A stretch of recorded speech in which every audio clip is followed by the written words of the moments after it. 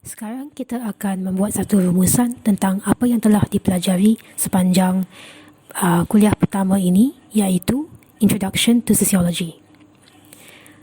Apa yang kita telah buat ialah kita telah menerangkan beberapa terma asas yang kita banyak gunakan sepanjang kursus ini, iaitu terma seperti sociology, society, social institutions, sociological imagination, social relations, sociological problem, social order, social identity, dan socialization. Ini adalah terma-terma asas yang kita gunakan sepanjang kursus sosiologi yang merujuk kepada fenomena-fenomena tertentu. Seperti sosiologi adalah merujuk kepada kajian tentang hidup manusia di dalam kelompok dan bukan secara keseorangan. Manakala society pula merujuk kepada masyarakat yang kita lihat secara abstrak, iaitu melalui kesedaran manusia terhadap wujudnya kelompok di sekeliling mereka. Social institutions pula adalah institusi sosial ataupun sesuatu yang telah kita terima seolah-olah ia adalah budaya yang merangkumi cara hidup kita.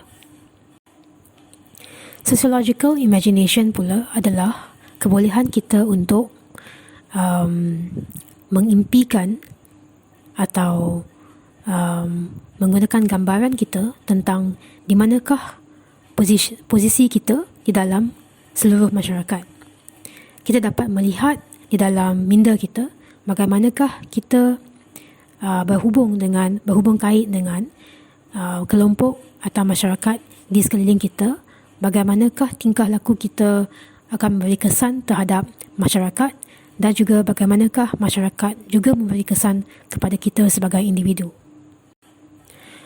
Oleh kerana seperti yang telah dikatakan sebentar tadi, kita mempelajari atau menyelidik bagaimana individu berhubung kait dengan masyarakat di sekelilingnya, maka social relations adalah perkara yang penting di dalam sosiologi kerana fokusnya atau unit analisis sosiologi adalah perhubungan di antara manusia. Dengan itu, terdapatnya dua terma yang perlu kita bezakan, yang kita gunakan sebagai asas untuk menyelidik perhubungan di antara individu dan masyarakat. Kedua-dua terma ini adalah sociological problem dan social problem, di mana sociological problem adalah terma yang merujuk kepada sesuatu persoalan yang kita ingin kaji, manakala social problem itu merujuk kepada masalah sosial atau gejala sosial. Seterusnya kita ada social order, iaitu keadaan apabila semua social institutions atau institusi sosial bergerak selaras dan seiring dan seimbang. Jadi untuk ahli sosiologi, persoalan utama adalah bagaimana untuk kita memastikan bahawa masyarakat atau society sentiasa dalam keadaan yang selaras dan seimbang. Dengan itu, kita mempunyai suatu persoalan yang dipanggil puzzle of social order. Sebab itulah kita memanggilnya sebagai sociological problem atau persoalan sosiologikal. Merujuk kepada semua individu di dalam sesuatu masyarakat, kita semua mempunyai identiti sosial. Apa yang dimaksudkan dengan identiti sosial ialah label yang memasukkan kita sebagai ahli di dalam kategori sosial. Misalnya mengikut umur, mengikut jantina, mengikut tempat tinggal, mengikut status sosioekonomi dan sebagainya. Yang ini kita terima melalui proses asuhan atau kita panggil socialization atau sosialisasi, iaitu proses di mana seseorang individu diasuh bermula dari keluarga dan juga mungkin rakan sebaya atau sekolah atau media, di mana kita mempelajari norma-norma dan nilai-nilai dalam masyarakat yang membolehkan kita hidup bersama dengan orang sekeliling. Jadi dalam pendek kata, sosiologi ialah kajian tentang masyarakat yang memfokuskan kepada kehidupan manusia di dalam kelompok dan juga boleh dipanjangkan kepada masyarakat secara umum dan juga seluruh dunia, dan ia dijalankan secara sistematik dan saintifik. Yang menjalankan kajian sosiologi adalah ahli sosiologi dan mereka cuba membina sociological imagination ataupun gambaran sosiologikal yang membolehkan kita melihat masalah peribadi dan cara ia terkesan terhadap hal-hal umum. Dan hal-hal umum ini juga boleh memberi kesan atau impak kepada isu-isu peribadi. Seterusnya kita akan membincangkan adakah sosiologi itu adalah satu bentuk sains dan mengapakah ia dipanggil sebagai sains sosial. Kita akan melihat 3 perdebatan atau 3 perspektif di sini yang menerangkan apakah itu sains, apakah ciri-ciri yang menjadikan sesuatu ilmu itu sains. Pertama sekali kita memulakan dengan perspektif positivist yang menekankan bahawa untuk dikira sebagai bidang sains, sesuatu bidang ilmu atau cabang ilmu itu perlulah mempunyai 3 karakteristik utama, iaitu perlu ada perhubungan di antara dependent dan independent variable, pemboleh ubah, bersandar dan tidak bersandar. Dia perlu ada hubung kait di mana A membuatkan B terjadi. Jadi ia bergantung juga kepada hubung kait antara 2 atau lebih pemboleh ubah, dan ini dikatakan sebagai determinism, dan ini juga membawa kepada empiricism di mana data sangatlah penting, terutama sekali data yang kuantitatif. Perspektif kedua adalah interpretivism di mana mereka percaya bahawa positivism terlalu kuantitatif dan terlalu menekankan hubung kait antara pemboleh ubah, dan mereka berbahas bahawa dalam kehidupan manusia di alam sekelilingnya, jarang sekali kita boleh menyifatkan hidup manusia itu seperti dikawal oleh pemboleh ubah. Kerana kita ni kompleks, ada banyak faktor-faktor yang tidak semestinya akan membawa kepada sesuatu outcome yang boleh jelas diukur.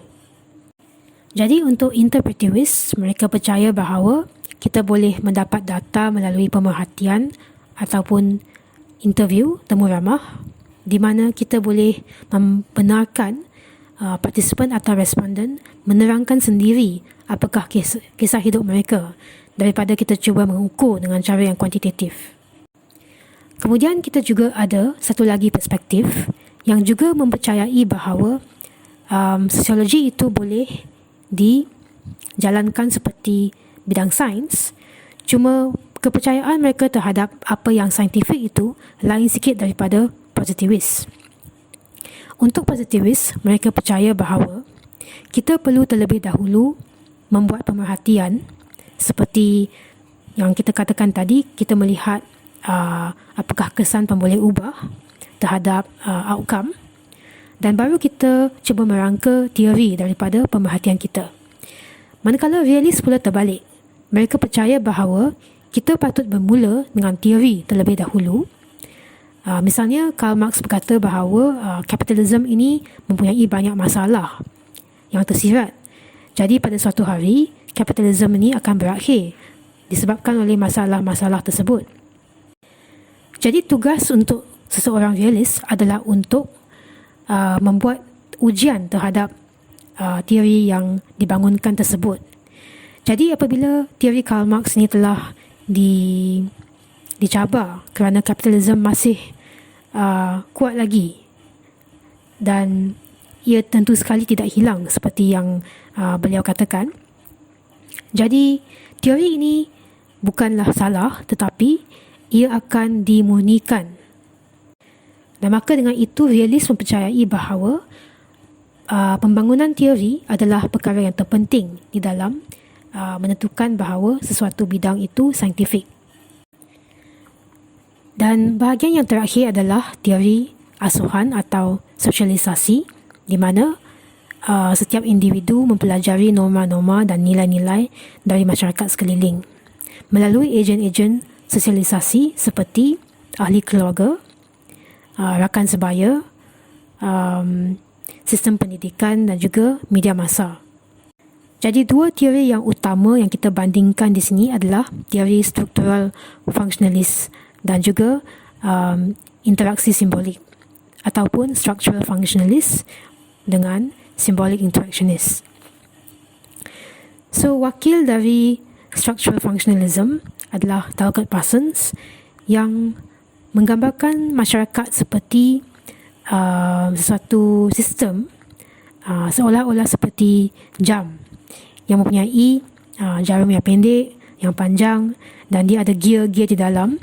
Apabila berputar, seluruh jam itu akan berfungsi dengan baik.